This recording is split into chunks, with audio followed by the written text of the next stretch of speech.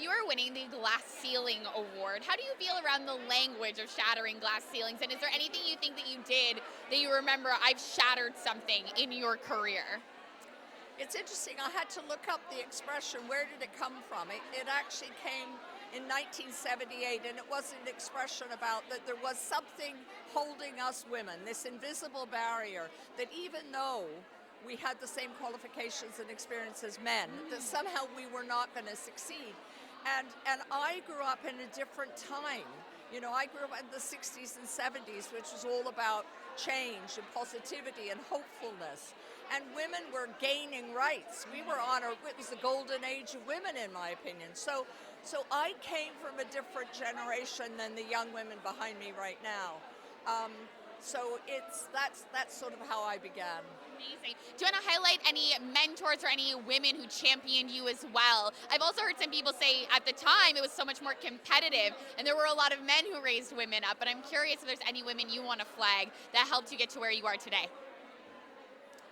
It is interesting. There were not a lot of role models when I was taking on this business that were women. There really were not. And so the role models that I found were in fact men.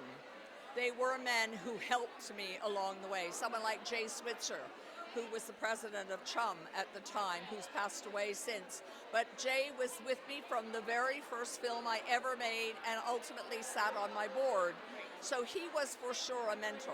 I now can see women who inspire me, you know, who are doing great work.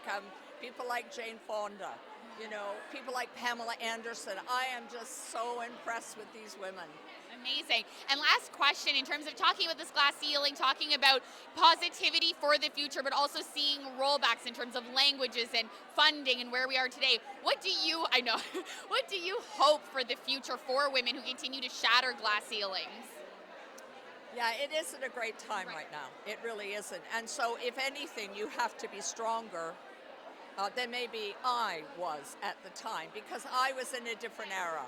And so it is about being stronger. I think it's really important to find like-minded partners to make your projects, to make your company. And so I think that's the big thing now for the women coming up behind me is go find partners, go break through, you know, as you will. Amazing. Thank you and congratulations again, Christina. Thank you.